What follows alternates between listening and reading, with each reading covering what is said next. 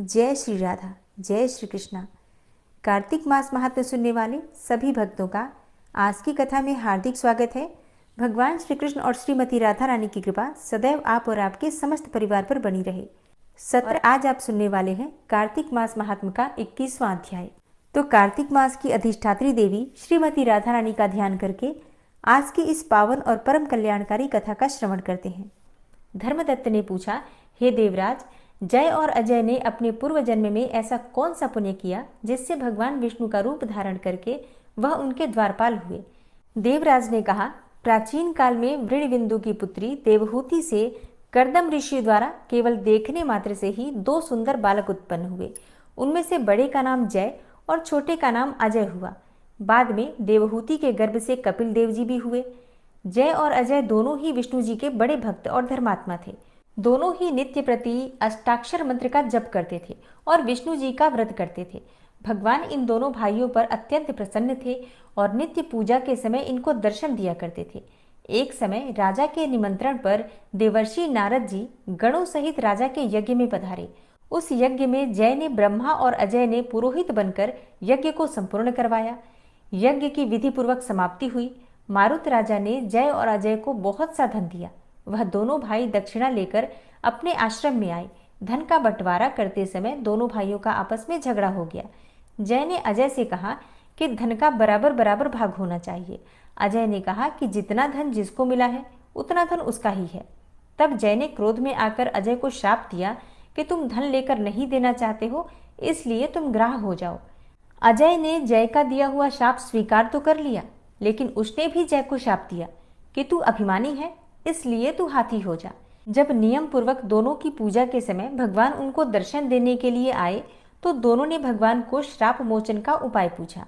दोनों ने प्रभु से कहा, हे देव, हम दोनों आपके भक्त हैं, मगर हम हाथी और ग्राह की योनि में कैसे होंगे। हे कृपा सागर, श्राप से हमारा उद्धार कीजिए। भगवान विष्णु ने कहा, मेरे भक्तों की वाणी कभी असत्य नहीं होगी। यमराज भी इसको अन्यथा नहीं कर सकते। पूर्व काल में मुझे भक्तराज प्रहलाद के कहने पर स्तंभ से प्रकट होना पड़ा था और राजा अम्बरीश के कहने पर 10 अवतार लेने पड़े थे। इसलिए तुम दोनों अपने श्रापों को भोग कर मेरे लोक को प्राप्त होगे। इतना कहकर विष्णु जी अंतर्ध्यान हो गए और फिर वह गंडकी नदी के तट पर मगर और हाथी हुए। पूर्व जन्म का स्मरण रहने के कारण इस योनि में श्री भगवान विष्णु का व्रत नियम से किया करते थे। एक दिन कार्तिक मास की पूर्णमासी थी और कार्तिक पूर्णिमा का स्नान करने के लिए हाथी गंडकी नदी में गया। तब पिछले जन्म का श्राप स्मरण करके मगर ने हाथी का पांव पकड़ लिया, तो हाथी ने भी भगवान विष्णु जी का स्मरण किया। फिर क्या था, तुरंत ही शंख चक्र गदा पद्मधारी भगवान ने अपने सुदर्शन चक्र द्वारा उन दोनों को अपने जैसा रूप देकर उन्हें वैकुंठ में ले गए।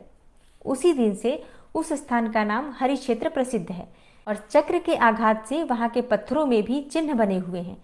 वह दोनों जय और अजय के नाम से आज तक संसार में प्रसिद्ध हैं। हे प्रिय, आपने विष्णु जी के द्वारपालों के संबंध में जो प्रश्न किया था उनका विस्तृत उत्तर मैंने दे दिया है। इसलिए हे द्विज, तुम भी ईर्ष्या और द्वेष को त्याग कर नित्य भगवान विष्णु का व्रत करो। जगत के प्रत्येक जीव को समदृष्टि से देखो। तुला मकर मेष की संक्रांति में नित्य प्रातः स्नान किया करो। तुलसी वन की रक्षा किया करो। एकादशी का व्रत किया करो और गौ ब्राह्मण वैष्णवों की सेवा के लिए हर समय तत्पर रहा करो। व्रत करने वालों को मसूर की दाल और बैंगन के साग को कदापि प्रयोग नहीं करना चाहिए। हे धर्मदत्त, ऐसा करने पर तुम शरीर त्याग कर हम लोगों के समान ही गति पाओगे। भगवान विष्णु को प्रसन्न करने वाले इस व्रत के समान फल देने वाला तीर्थ, दान और यज्ञ दूसरा कोई नहीं है।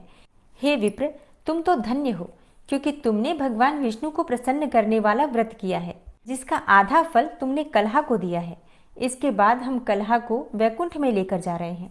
तब नारद जी ने कहा, हे राजन, इस प्रकार धर्मदत्त को विष्णु भक्ति का उपदेश देकर कलहा को साथ लेकर विष्णु के पार्षद वैकुंठ को चले गए और धर्मदत्त भी उनके आदेशानुसार विष्णु के व्रत में तल्लीन हो गया। जब उसका देहांत हुआ तो अपनी स्त्रियों के साथ विष्णु लोक को गया। हे राजन, कोई भी प्राणी जो प्राचीन काल के इस इतिहास को कहता है और सुनता है, वह अंत काल में विष्णु लोक को प्राप्त होता है। ओम क्लीम कृष्णाय नमः। कार्तिक मास महात्म्य का 21वां अध्याय समाप्त हुआ।